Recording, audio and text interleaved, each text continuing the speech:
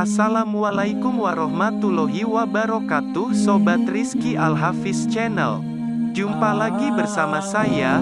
Kali ini saya akan membagikan kisah tentang sahabat Nabi Muhammad, yaitu Abu Ayyub Al-Ansari. Abu Ayyub Al-Ansari adalah sahabat Nabi Muhammad. Beliau bernama Khalid bin Zaid bin Kulayb dari Bani An-Najjar. Adapun julukannya adalah Abu Ayyub dengan penisbatan kepada Ansar.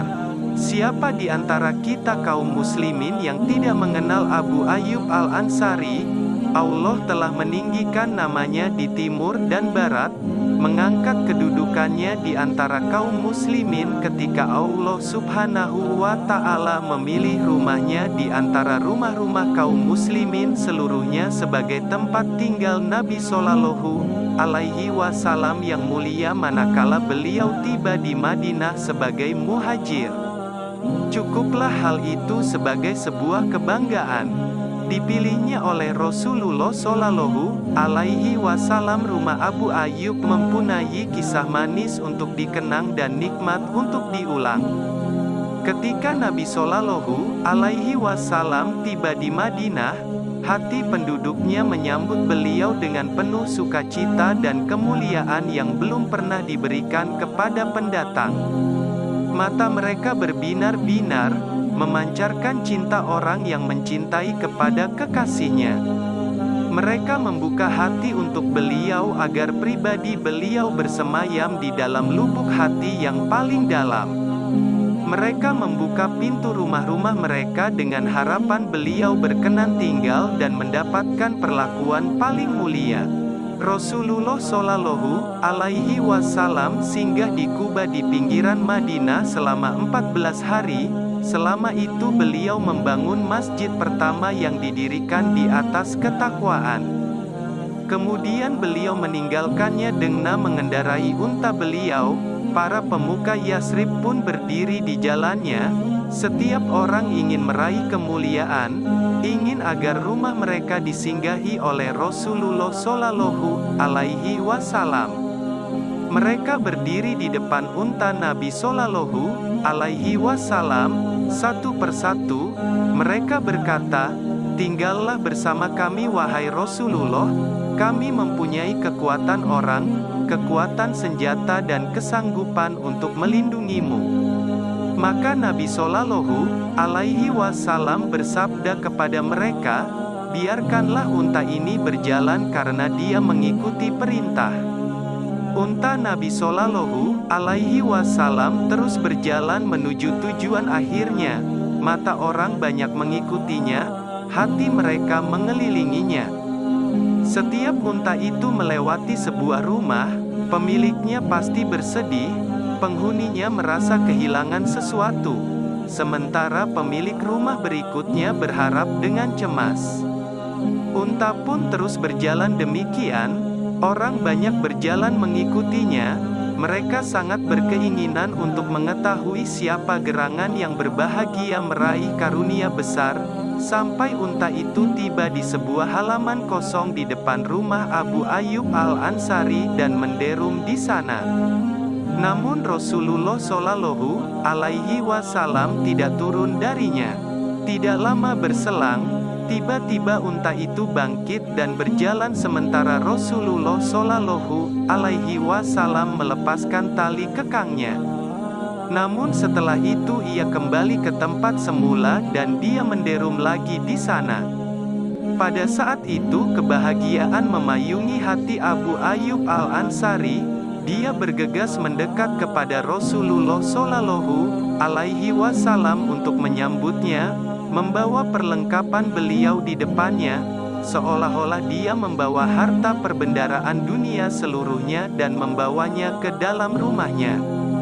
Rumah Abu Ayyub terdiri dari 2 lantai.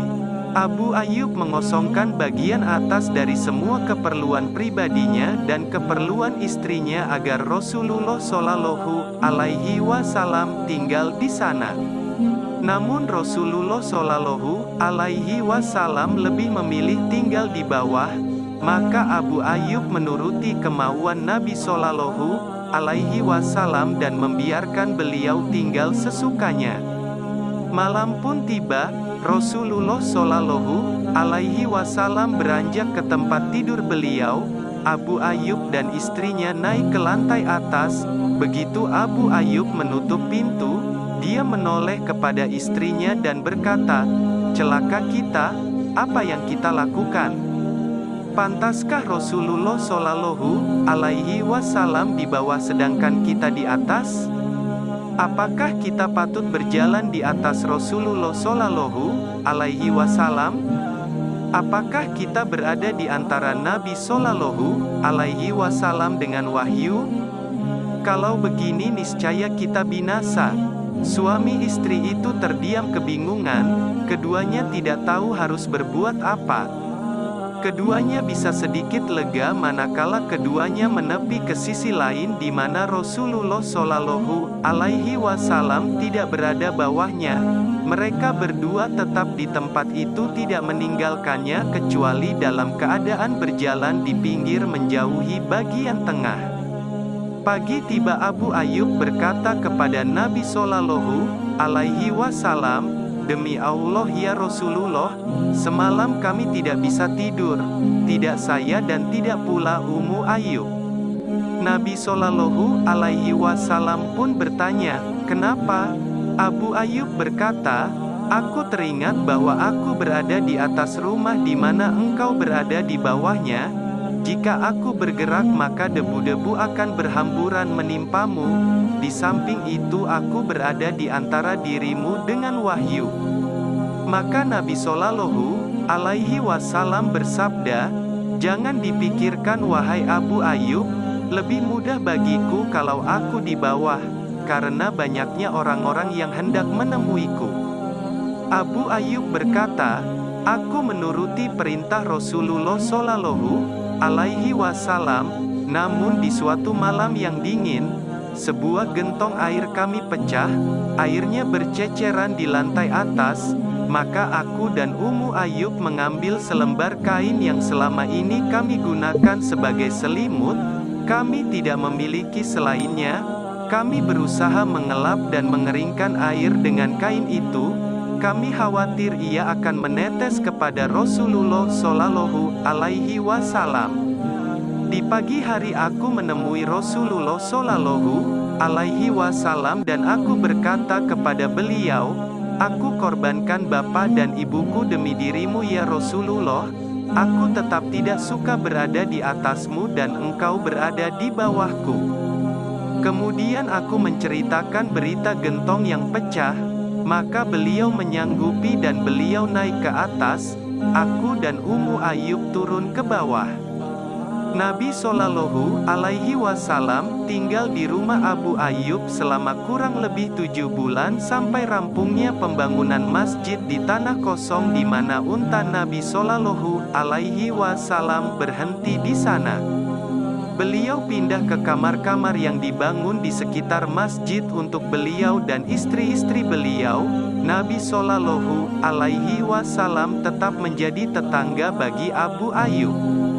Dua orang mulia yang saling bertetangga. Abu Ayyub mencintai Rasulullah Shallallahu Alaihi Wasallam sepenuh cinta yang telah meresap ke dalam akal dan hatinya. Rasulullah Shallallahu Alaihi Wasallam juga mencintai Abu Ayyub dengan cinta yang mengangkat sekat di antara beliau dengannya sehingga beliau melihat keluarga Abu Ayyub seperti keluarganya sendiri. Ibnu Abbas berkisah, dia berkata, Abu Bakar keluar masjid di suatu siang, Umar melihatnya, dia berkata, "Wahai Abu Bakar, apa yang membuatku keluar di saat-saat seperti ini?" Abu Bakar menjawab, "Yang membuatku keluar tidak lain kecuali rasa lapar yang melilit perutku." Umar berkata, "Sama dengan diriku, aku juga tidak keluar kecuali karena rasa lapar yang berat." Ketika keduanya dalam keadaan demikian, Nabi Shallallahu Alaihi Wasallam keluar dan bertemu dengan mereka berdua. Nabi Shallallahu Alaihi Wasallam bertanya, "Apa yang membuat kalian keluar di saat-saat seperti ini?" Keduanya menjawab, "Demi Allah, Yang membuat kami keluar tidak lain kecuali rasa lapar berat yang mendera perut kami." Maka Nabi Shallallahu Alaihi Wasallam bersabda, "Aku demi zat yang jiwaku ada di tangannya, tidak keluar kecuali karena itu pula bangkitlah bersamaku." Maka mereka berangkat dan mendatangi Abu Ayyub Al-Ansari. Abu Ayyub sendiri selalu menyimpan makanan untuk Rasulullah Shallallahu Alaihi Wasallam. Jika Rasulullah Shallallahu Alaihi Wasallam tidak datang kepadanya, maka dia akan memberikannya kepada keluarganya. Manakala mereka mendekati pintu, Ummu Ayyub menyambut mereka. Dia berkata, "Selamat datang kepada Nabi Shallallahu Alaihi Wasallam dan orang-orang yang bersamanya." Maka Nabi Shallallahu Alaihi Wasallam bertanya, "Di mana Abu Ayyub?" Abu Ayyub yang sedang bekerja di kebun yang tidak jauh dari rumah mendengar suara Rasulullah Shallallahu Alaihi Wasallam, maka dia bergegas datang dan berkata, "Selamat datang kepada Rasulullah Shallallahu Alaihi Wasallam dan orang-orang yang bersamanya." Kemudian Abu Ayyub menambahkan, "Wahai Nabiullah, ini bukan waktu di mana engkau biasa datang." Nabi Shallallahu Alaihi Wasallam menjawab, "Kamu benar." Lalu Abu Ayyub pergi ke sebuah pohon kurma dan memotong salah satu janjang yang berisikan kurma segar, yang sudah matang dan kurma setengah matang, yang sudah enak dimakan. Nabi Shallallahu Alaihi Wasallam bersabda, "Aku tidak ingin kamu memotongnya, mengapa kamu tidak memetik buahnya saja?" Abu Ayyub menjawab, "Ya Rasulullah, aku ingin engkau memakan buahnya, kurma segar yang sudah matang dan kurma setengah matang, yang sudah enak dimakan. Aku juga akan menyembelih kambing untukmu." Nabi Shallallahu Alaihi Wasallam bersabda, "Jangan menyembelih hewan perahan." Maka Abu Ayyub pun menyembelih kambing muda dan dia berkata kepada istrinya, "Buatlah adonan dan roti untuk tamu kita, kamu lebih tahu bagaimana membuatnya." Abu Ayyub sendiri mengambil setengah dari kambing yang disembelihnya untuk kemudian memasaknya dan setengahnya lagi dia panggang. Manakala makanan sudah matang, dihidangkan di hadapan Nabi Shallallahu Alaihi Wasallam dan kedua sahabatnya. Nabi Shallallahu Alaihi Wasallam mengambil sepotong daging dan meletakkannya di atas sepotong roti. Beliau bersabda, "Wahai Abu Ayyub, berikanlah ini dengan segera kepada Fatimah, karena dia tidak pernah makan seperti ini beberapa hari lamanya." Lalu mereka makan sampai kenyang. Nabi Shallallahu Alaihi Wasallam bersabda, "Roti, daging, kurma, kurma segar dan kurma setengah matang." Tiba-tiba kedua mata Nabi Shallallahu Alaihi Wasallam meneteskan air mata, kemudian beliau bersabda, "Demi zat yang jiwaku ada di tangannya, sesungguhnya ini adalah kenikmatan di mana kalian akan ditanya tentangnya di hari kiamat. Jika kalian mendapatkan seperti ini lalu kalian hendak menyantapnya, maka ucapkanlah, dengan nama Allah yang Maha Pengasih lagi Maha Penyayang. Jika kalian sudah kenyang maka ucapkanlah, segala puji bagi Allah yang telah membuat kami kenayang dan memberikan nikmat dengan melimpah." Kemudian Nabi Shallallahu Alaihi Wasallam bangkit dan berkata kepada Abu Ayyub, "Datanglah kepada kami besok." Nabi Shallallahu Alaihi Wasallam tidak pernah diberi sebuah kebaikan oleh seseorang kecuali beliau ingin membalasnya. Namun Abu Ayyub tidak mendengar sabda Nabi Shallallahu Alaihi Wasallam tersebut, maka Umar berkata kepadanya, "Nabi Shallallahu Alaihi Wasallam memintamu untuk hadir kepada beliau besok, wahai Abu Ayyub."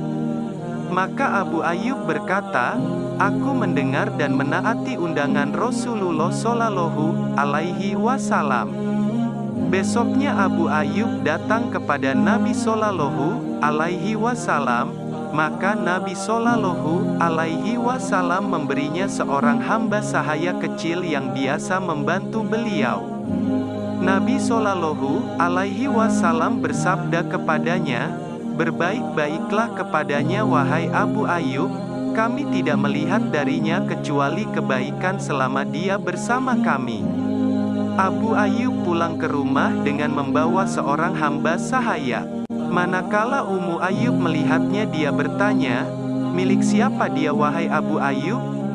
Abu Ayyub menjawab, "Milik kita, hadiah dari Rasulullah Shallallahu Alaihi Wasallam kepada kita." Istrinya berkata, "Hadiah yang sangat berharga dan pemberian yang sangat mulia." Abu Ayyub berkata, "Nabi Shallallahu Alaihi Wasallam memintaku untuk berbuat baik kepadanya." Ummu Ayyub bertanya, "Apa yang akan kamu lakukan sehingga kamu bisa melaksanakan permintaan Nabi Shallallahu Alaihi Wasallam tersebut?" Abu Ayyub menjawab, "Demi Allah, tidak ada cara yang lebih baik untuk melaksanakan wasiat Rasulullah Shallallahu Alaihi Wasallam selain memerdekakannya."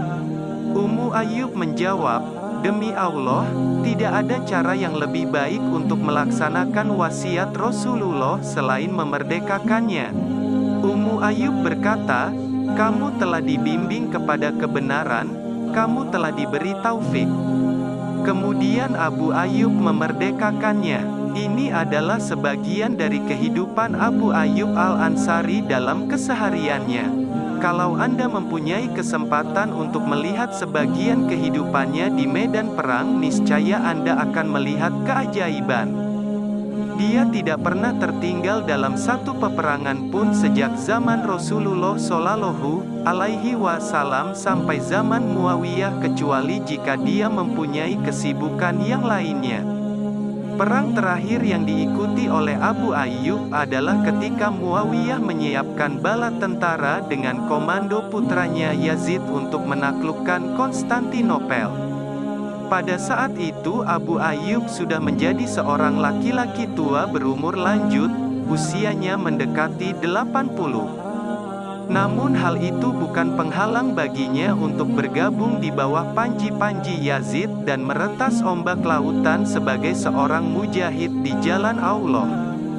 Namun tidak lama berselang setelah peperangan dimulai, Abu Ayyub sakit yang membuatnya tidak kuasa untuk meneruskan peperangan. Yazid datang kepadanya untuk menjenguknya. Yazid bertanya, "Apakah engkau mempunyai suatu permintaan wahai Abu Ayyub?"